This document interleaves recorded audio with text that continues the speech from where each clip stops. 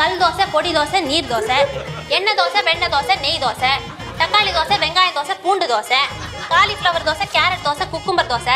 Time ஆச்சுடி. Chilli dosa, மல்லி தோசை, கருவேப்பிலை தோசை, இஞ்சி தோசை, மிளகு தோசை, சீரக தோசை, வெந்தய தோசை. உடே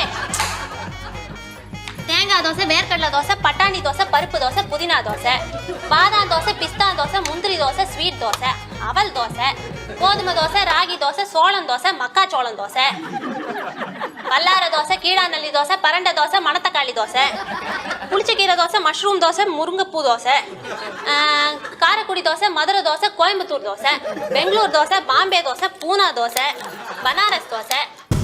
ஆஹா, ரங்கராஜ் சாரே ஆச்சரியப்படுற அளவுக்கு இத்தனை தோசை வகைகளா அப்படின்ற மாதிரி இருக்கு. தேவதர்ஷினி மேடம், இது எப்படி வந்து அந்த இடத்துல வந்து பெர்ஃபார்ம் பண்ணீங்க? ஒரே டேக்ல அப்படியே சிங்கிள் டேக்கா மக்கப் பண்ணி அப்படி போன ஒரு விஷயமா? ஏன்னா இப்போ நீங்க ரிக்ரியேட் பண்ண போறீங்க ஆக்சுவலி. ஸோ அதனால தான் ஒரு ஹோட்டல் மெனு கார்டில் கூட இவ்வளோ வெரைட்டி ஆஃப் தோசை இருக்காது madam. Ramani versus Ramani shooting போகிறேன் அப்படின்னாலே காலையில் ஒரு எக்ஸாமுக்கு போகிற மாதிரி தான் இருக்கும். போகும்போது இன்றைக்கி என்ன பரீட்சை வைப்பாரோன்னு திடீர்னு ஒரு நாள் நீ இன்னைக்கு மளிகை லிஸ்ட்டு சொல்கிற டைலாக் பார்த்துக்கோ அப்படின்வாரு. திடீர்னு ஒரு நாள் வந்து தோசை சொல்கிற ஒரு 52 தான் படிச்சுக்கோ. எனக்கு சத்தியமாக 2 தோசையை தவிர சுட தெரியாது. ஒன்று சாதா தோசை, ஒன்று முட்டை தோசை, வேறு எதுவும் தெரியாது. மணிமேகலைக்கு அது கூட தெரியாது. மேடம், சார்கோல் தோசை கேள்விப்பட்டிருக்கீங்களா? சார்கோல் தோசை, சார்கோல் தோசையா? தோசை சுட்டாலே சார்கோலா தான் வரும். அதேதான். மம்மி இவ்வளவு பேசுறாங்களே, இவங்க சொன்ன தோசையில எத்தனை தோசை சுட்டு கொடுத்துருக்காங்க சொல்லுங்க. உங்களோட டாட்டர் நியாத்தி நல்லா சாப்பிடுவாங்களா வீட்ல? சேத்தன் சார் தான் சமைப்பாரா? அதானே சார்?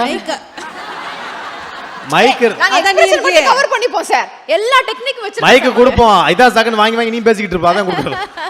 புகழ் அதான் நீ இருக்கே, மைக் தேவையில்லை. அவங்க சொல்லுவாங்க, அப்படியே சத்தமா சொல்லு. அதுக்கு தான் உன்னை பக்கத்துல உட்கார வச்சாங்க.